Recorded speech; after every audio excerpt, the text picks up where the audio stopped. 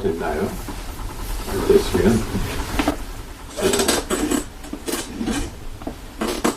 오늘 기도가 김혁숙 권사님이신가요? 네, 오늘 하나님께서 우리에게 주시는 말씀 사도행전입니다. 사도행전 2장 40절부터 42절까지 말씀입니다.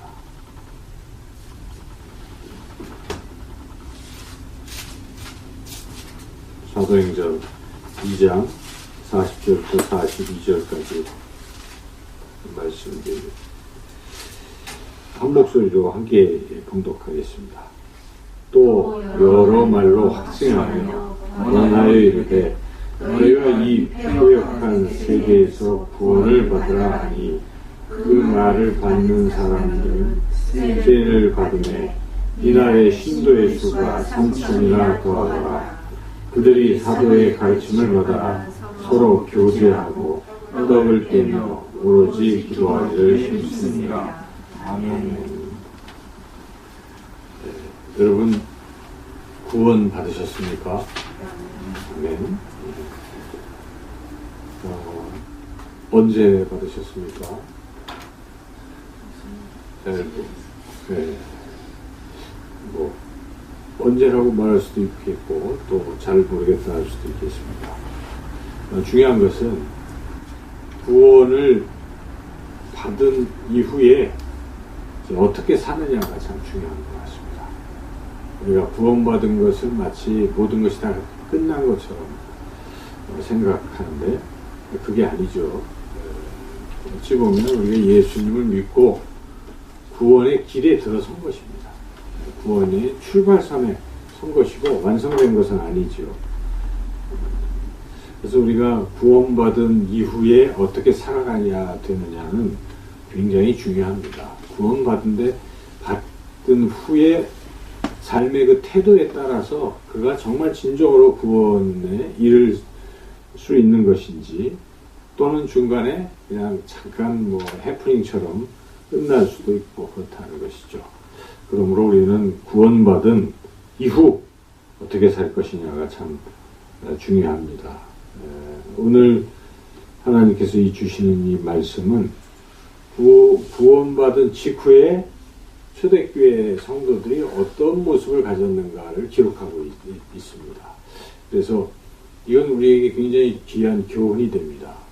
지금도 시대를 떠나서 말씀은 또 동일하게 하나님의 말씀이기 때문에 적용될 수가 있습니다. 초대교회 성도들이 하던 모습처럼 우리도 그렇게 살아야 되는 것이죠. 그게 구원받은 사람들의 마땅한 모습이라 하는 것이죠. 구원 받은 후에 사도들이 지금 사도들이 아니라 여기 초대교회 성도들이 무엇을 했습니까? 네. 첫째는 여기 있는 그대로 40절 보면은 지금 구원을 받으라 이렇게 얘기를 하니까 그 말을 받아가지고 세례를 받고 구원을 이제 시작한 겁니다. 그죠? 출발한 거예요. 세례 받고 교인이 됐습니다. 근데 한꺼번에 3,000명이나 이렇게 믿었죠. 그래서 베드로가 성령 충만해서 일어나서 설교를 했더니 성령이 역사하셔서 무려 3,000명이 회개하고 예수님을 믿었다 하는 것입니다.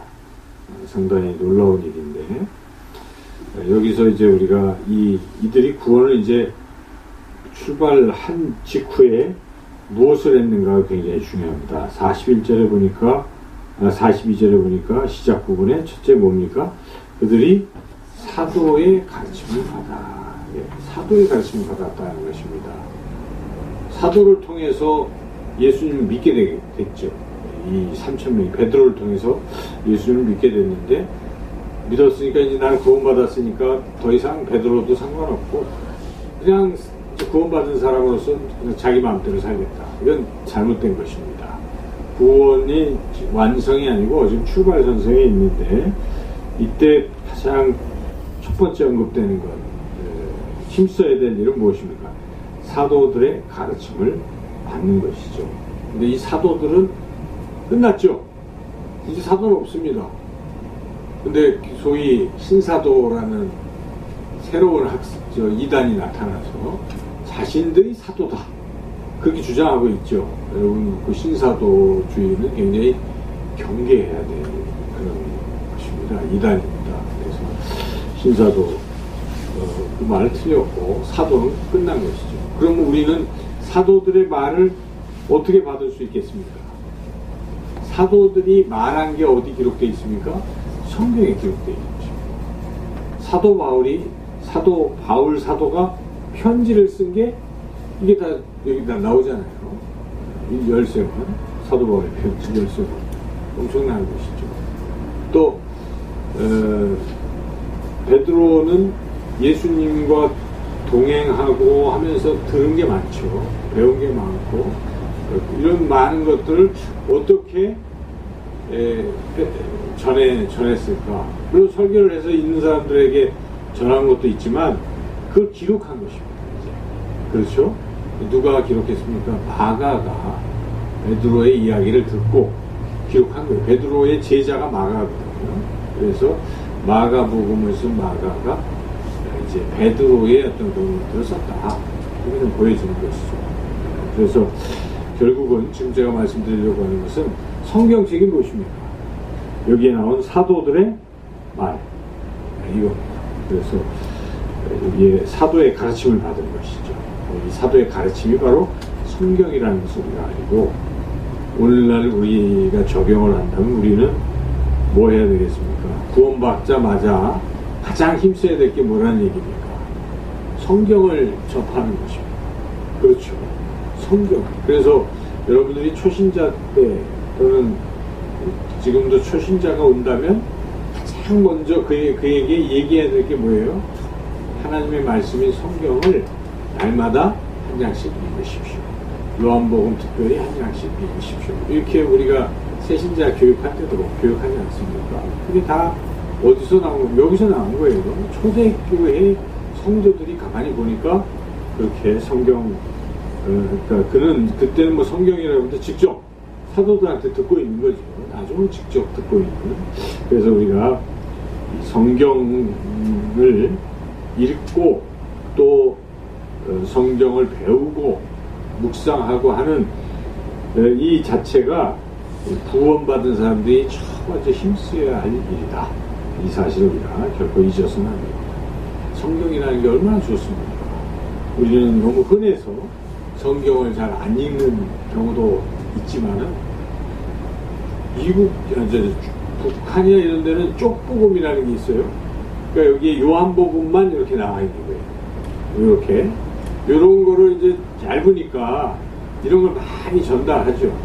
근데 그거 하나 갖고도 굉장히 소중하게 여깁니다. 성경을 66권을 전체를 다 꿰뚫어 봐야 하는데 그러지 못하고 요한복음 하나, 쪽복음 하나를 들고서 그거 가지고 신앙생활을 하는 것입니다. 굉장히 얼마나 소중하겠습니까? 그리고 또 행여나 들키면 총살이고 이런 상황 속에서도 성경을 이렇게 지니고 굉장히 소중하게 여기는 그런 거죠. 그래서 우리가 이 성경, 우리에게 쉽게 주어졌지만 성경을 상당히 소중하게 여기고 사랑하고 성경을 자꾸 읽으셔야 돼요. 읽고 관찰을 잘 해서 해석을, 이 뜻이 무엇인지를 해석을 잘 하고 내 삶에 적용을 잘 하는 거예요. 이런 과정이 굉장히 중요한 것입니다. 성경 자체가 구원에 이르게 하는 지혜가 있습니다. 성경이. 그래서 구원받을 때 필요한 게 성경을 읽어야 되는 거예요. 성경을 안 읽으면 구원에 이르기가 어렵다는 것인데, 이 성경을 이제 여기 디모데후서 3장 17절에 이렇게 기록되어 있습니다. 또 어려서부터 성경을 알았나니 성경은 능히 너로 하여금 그리스도 예수 안에 있는 믿음으로 말미암아 구원에 이르는 지혜가 있게 하느니라. 그렇죠. 구원을 다 얻었다 이런 게 아닙니다. 구원에 이르는 지혜를 준다는 것입니다. 성경. 그래서 우리가 이 성경 말씀을 잘 읽고 배우고 또 배운 대로 실천하고 이게 굉장히 중요하죠. 그래서 이제 성경을 계속 또 우리가 배우고 실천해 나가면 우리에게 주어지는 게 뭘까요? 선한 일을 행할 수 있는 능력이 생기고, 그리고 우리 자신이 온전해지기 시작한다는 것입니다. 그래서 성경을 자꾸 읽고, 새벽마다 여러분들 그렇게 하시잖아요. 예, 성경을 설교를 듣고 오늘 어떻게 해야 되겠다라고 하나님 앞에 그렇게 할 수 있도록 저를 인도해 주십시오 하고 기도하는 그렇죠. 그래서 성경은 우리를 온전케 하고 또한 뭘 주냐면 선한 일을 할 수 있는 능력을 준다는 것입니다. 성경을 묵상하고 실천하는 사람들은 이게 체질화가 되면요, 그냥 습관적으로 뭘 합니까? 선한 일을 하게 돼 있어요. 그런데 이게 안 됐으면 악한 일을 자꾸 하게 되겠죠. 사람이 내버려두면 악한 일을 잘 하는데, 이렇게 성경으로 아주 훈련받은 사람들은 선한 일을 또 하게 됩니다. 그러므로 성경의 그 가르침을 받는 것은 너무나 소중한 일입니다. 여러분, 교회에서 성경, 이제 우리가 성경 공부, 또 제자 훈련, 이런 거 할 때는 다른 일 접쳐놓고 열심히 하시면 참 좋습니다. 그러니 결국 구원을 향해서 바르게 잘 나아갈 수 있기 때문이다 하는 것이죠. 여러분, 제가 질문을 드려보겠습니다. 구원받은 이후에 성경을 어느 정도 읽으셨습니까? 내가 예수님 믿고 나서부터 성경책, 지금 난 살아온 날이 몇십 년인데 과연 거기에 걸맞게 성경도 한 10번 이렇게 읽었느냐, 아니면 지금까지도 성경을 다 읽지 못했는가, 창세기부터 요한계시록까지 하나도 빠뜨리지 않고 다 읽어보지도 못했는가. 그러면 안 되겠죠. 그래서 최소한 우리가 구원받은 사람들, 구원을 향해서 나가는 사람들은 성경을 다 읽어보는 게 참 중요하다는 생각이 듭니다. 그래서 여러분들이 새벽마다만 하면 그 한 4년 있으면 다 읽습니다. 4년. 그렇죠? 우리가 1189장인데 4년. 그래서 내년에 이제 거의 돼요. 조금 남는데. 그래서 4년 전부터 시작해서 이제 4년차 내년 끝에 다 읽게 되죠. 제가 그 설교를 다 녹음을 해둬가지고 성경 66권 각 장에 대한 설교를 다 제가 어떻게 했는지를 들을 수 있을 것 같아요. 또 그걸 새벽 홈페이지에 보시면 그러니까 2000번까지 나갔더라고요. 1189장인데 훨씬 넘게 나갔어요. 그래서 그걸 여러분들이 하실 때 뭐 마태복음 4장을 보고 싶다. 마태 4 치면은 탁 나와요. 게시판. 그걸 읽어보시면 되죠. 그렇게 우리가 성경을 뭐 다 읽어보는 게 참 중요할 텐데. 두 번째, 이제 성경 다음에 뭘 했는가. 두 번째를 또 볼까요? 두 번째, 서로 교제했죠. 가르침을 받은 후에 서로 교제하고 떡을 떼며, 여기까지. 그래서 이거는 뭐 떡을 뗐으니까 먹는 것을 나누는 교제도 있어요. 그렇죠? 근데 그게 다는 아닐 겁니다. 왜 여기서 교제했다는 말은 영적인 신령한 교제를 한 것입니다. 예수님 믿는 사람들은 모이면 신령한 교제를 하는 것입니다. 뭐 교제한다고 그랬더니 세상하고 똑같이 막 같이 세속화돼 가지고 더 세속화되는 사람이 있어요. 교회 사람들을 끌고 가서 세상 사람 만들어 버리는, 참 안 되는 거죠. 그건 안 되죠. 그죠? 그래서 교회에 왔으면 세속화된 사람을 속으로 모이면서 어떻게 변화시켜야 돼요? 하나님 닮은 거룩한 사람으로 변화시키는 역할을 해주는 것이죠. 그래야 됩니다. 그게 이제 여기에 나오는 교제. 그래서 구원받은 사람들은 그런 교제를 해야 된다는 것인데, 신앙이 혼자서 잘할 수가 없어요. 그렇죠? 여러분, 혼자서 잘하는 거 맞습니까? 어떤 사람은 독학으로 내가 신앙 성장하겠다 하고 골방에서 혼자 기도만 열심히 수도원에 가서 한다 그러는데 그게 제대로 되기가 어렵습니다. 물론 그런 측면도 필요하지만 하나님의 방법은 교제를 시키시거든요. 우리 예수님이 그래서 한 명 1대1로 하시지는 않습니다. 어떻게 하십니까? 단체로 꼭 12명 또는 특별한 일이 있을 때는 3명, 한 명은 아닙니다. 3명을 그룹을 져서 자꾸 서로 교제할 수 있고, 그리고 우리 예수님께서 바로 최초로 교회 공동체를 세우신 분이십니다. 그 모체는 뭐겠습니까? 12제자 그룹이 교회예요, 사실은. 그렇죠? 그게 교회 공동체죠, 공동체. 그래서 우리 예수님께서 그렇게 공동체를 자꾸 생각하시는 이유는 왜 그렇습니까? 같이 있어야 신앙이 성장하기 때문에 그렇습니다. 전도할 때도 예수님은 혼자서 안 보냅니다. 어떻게 보냅니까? 둘씩. 그다 의미가 있잖아요. 그래서 이게 교제가 굉장히 중요하고 예수님이 교제를 강조하신다 하는 것을 우리가 알 수 있습니다. 발을 씻어주시고 말씀하신 게 뭡니까? 너희들도 서로 발을 씻으라. 그게 무엇입니까? 서로 섬김으로써 서로 간에 교제가 일어나는 것이죠. 예수님 이제 떠나시지만 너희들 공동체가 서로 교제를 잘해서 서로 하나가 되라. 이런 말씀입니다. 그래서 우리가 교제하는 게 굉장히 중요하다 하는 것이죠. 성경은 교제를 하면 자연스럽게 신앙이 성장한다라고 증언합니다. 그 대표적인 게 에베소서 4장인데요. 거기에 4장 13절 16절 보면은 각 마디가 서로 상합하고 연락하여 그 안에서 그리스도의 몸이 자라게 하려 함이라 이렇게 기록하고 있지 않습니까? 그래서 이 각 몸, 이 지체들이 성장, 동반 성장을 하게 되는 것은 서로 어떻게 해야 됩니까? 연결이 돼야 됩니다. 연결이 되고 주고받고 하는 교제가 일어나야 교회 각자의 신앙이 자라고 공동체가 성장한다는 것입니다. 교제는 굉장히 중요한 것임을 우리가 알 수 있습니다. 우리 영산교회도 이런 교제가 활성화될 필요가 있습니다. 물론 뭐 밖에서 사이드로 만나서 하는 교제도 적절히 필요할 수 있겠죠. 그렇죠. 그러나 좀 위험한 면도 있어요.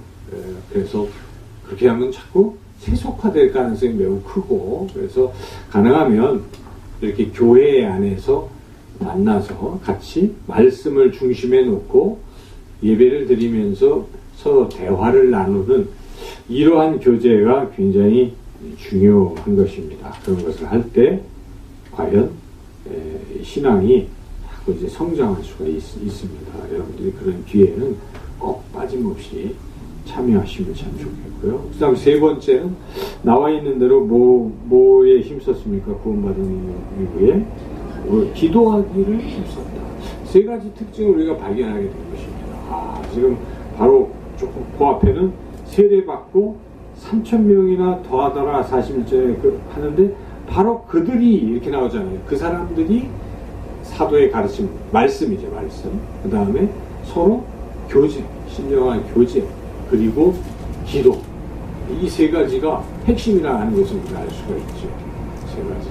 그래서 특별히 기도라는 것은 우리가 지금 금요 기도에 나왔습니다. 기도는 아무리 강조해도 지나침이 없습니다.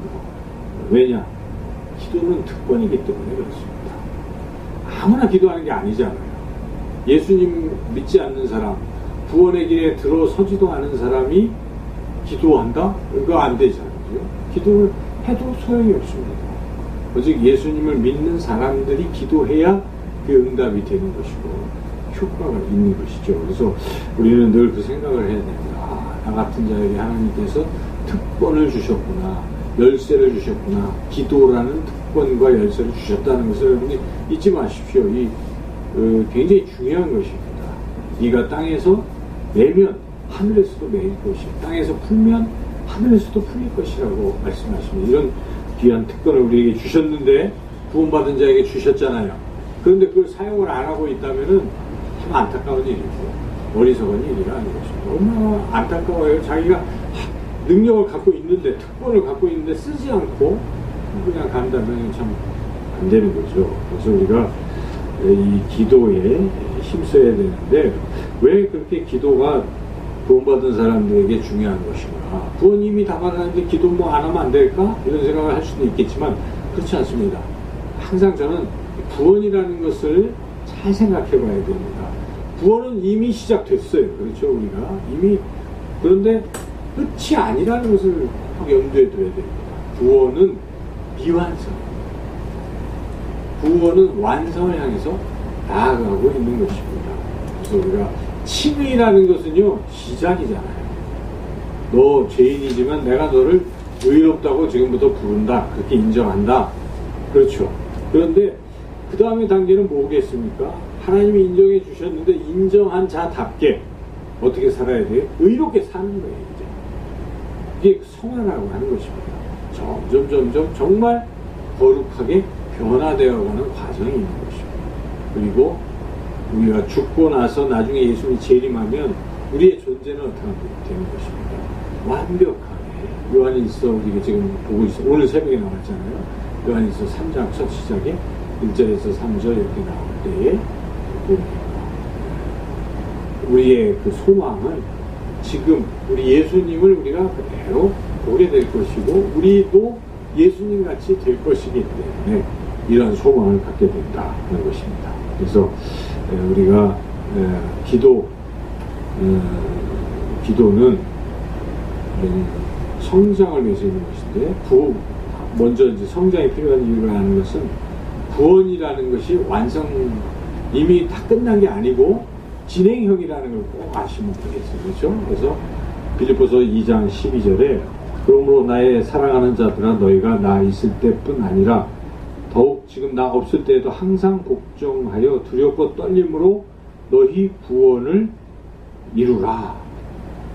이게 그렇게 얘기하는 것은 너희 구원을 이제 성취해 나가라.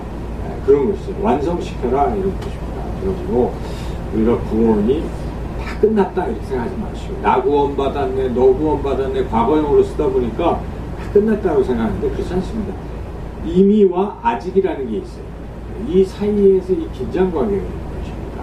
이미 우리는 예수님 믿음으로 구원을 받았다 이 말도 틀린 것은 아니지만 그게 완성됐냐라고 물어보면 아직 아닌 것이잖아요. 우리 상태가 완성이 안 됐잖아요. 그건 실존적으로 우리가 느끼는 것입니다. 그러므로 구원은 지금 이미 시작됐지만 아직 완성된 건 아니다. 이걸 잘 이해를 해야 신앙생활을 잘 할 수 있습니다. 그래서 우리가 구원을 향해서 나아가야 되는데 구원을 향해서 나아가는 가장 핵심적인 요소가 무엇입니까? 믿음이라는 것입니다. 믿음. 이게 얼마나 소중한지 모릅니다. 믿음이 있어야 우리가 구원을 향해서 나아갈 수 있다 하는 것입니다.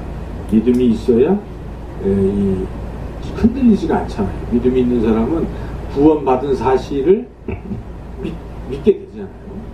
계속 확신 있게 나아가지만 이제 이 믿음이 없는 사람은 그게 자꾸 흔들리고 이렇게 되는 것이죠. 그래서 우리가 굳건한 믿음을 가져야 된다는 것이 그래야 구원의 완성을 향해서 나아갈 수 있습니다. 믿음이 참 중요한 선물이에요. 어떤 상황에서는 믿음이 있는 사람은 전진합니다. 그런 이 믿음이 어떻게 주어지겠습니까? 기도해야 주어지는 것입니다. 어떤 아버지가 귀신 들린 아들을 고쳐달라고 그러고 이제 그렇게 되는데 제자들이 못 고쳤잖아요. 그때 예수님이 오셔가지고 이 믿음이 없는 자들아 이렇게 얘기했고 또 그 아버지에게는 이제 그런 상황을 얘기했을 때 그 아버지가 예수님께 뭐라고 얘기합니까? 할 수 있거든 좀 고쳐주세요 이렇게 할 수 있거든. 예수님이 좀 화가 났어요. 뭐라고 답변하십니까? 할 수 있거든이 무슨 말이냐? 믿는 자에게는 능치 못한 일이 없다. 분명히 선언하십니다. 그래서 그런데 그 아버지가 믿음이 없었는데 지금 예수님께 뭐라고 또 얘기하면 그 얘기를 듣고 주여 믿음이 없으면 불쌍히 여기시고 믿음을 주소서 하고 또 기도한다는 것입니다. 그러니까 우리가 기도하면 믿음이 강해질 수 있고 굳세질 수가 있습니다. 여러분 그걸 느끼지 않습니까? 여러분이 기도를 시작해 보십시오. 근심 걱정이 어떻게 되는가 다 떠납니다. 하나님 날 사랑하신다는 생각이 자꾸 드는 것입니다. 그리고 하나님이 준비하실 것 같다는 생각이 자꾸 들어요. 그렇죠? 자꾸 그런 생각이 드는 거죠. 그게 믿음입니다. 다른 게 믿음이 아니에요. 하나님 날 사랑하시고 여호와의 이래를 준비하시고 해결하시고 뭐 이런 생각이 자꾸 드는 거예요. 근데 이게 어떻게 생깁니까? 남들이 그렇게 얘기한다고 그게 생기는 게 아니거든요. 자기가 기도를 해보십시오. 저 너무 힘들고 어렵고 두렵고 오래 떨립니다 하고 기도를 시작해보세요. 그러면 하나님 먼저 주시는 게 마음의 평안을 주시죠. 야, 걱정하지 마라, 내가 있지 않니? 이 음성을 우리가 듣잖아요. 세미한 음성을 들으니까 그렇지 하고 자꾸 생각이 바뀌는 것이죠. 그래서 여러분, 기도가 굉장히 중요합니다. 기도해야 믿음이 생기고 기도해야 믿음이 굳건해집니다. 믿음이 까지 잘 지켜야만 우리는 저 하나님 나라 구원의 완성을 향해서 나아갈 수가 있습니다. 기도 안 하고는 갈 수 없는 길인 것입니다. 이 험난한 길을 우리가 어떻게 갑니까? 세상 유혹이 얼마나 많습니까, 여러분?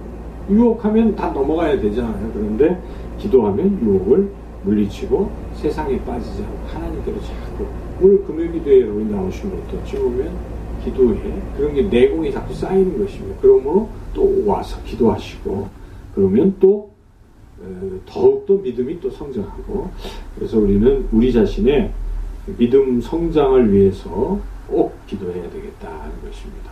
또 기도에 힘써야 될 이유는 나만 꼭 사는 게 아니잖아요.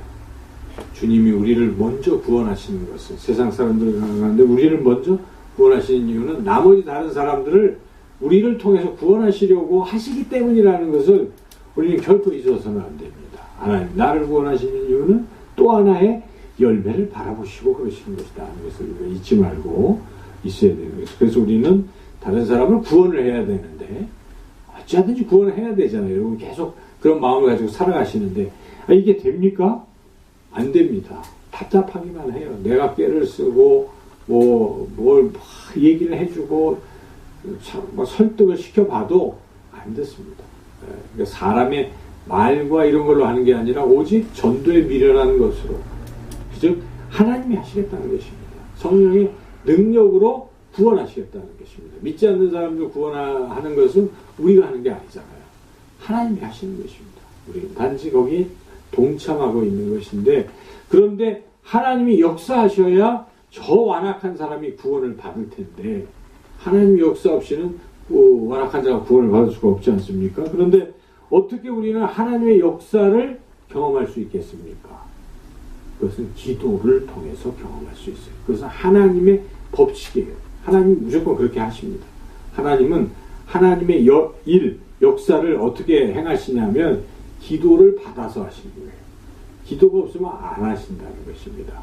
영상교회를 하나님이 부흥시키실 것이다. 우리가 그렇게 믿잖아요. 하나님이 부흥시키실 것이다. 하나님이 내년도에는 역사하실 것이다. 우리가 믿어요. 그런데 중요한 게 무엇입니까? 실제로 하나님이 구원의 역사를 이제 펼치기 시작하는 일은 뭐 때문에 됩니까? 우리의 기도 때문에 된다는 것입니다. 우리가 기도를 해야 하나님이 역사하시는 것입니다. 기도 없이 무슨 역사를 우리가 기대할 수가 없다는 것입니다. 그러므로 우리가 기도를 해야 하나님이 역사하셔서 믿지 않는 사람들을 구원하게 된다 하는 그런 사실이죠.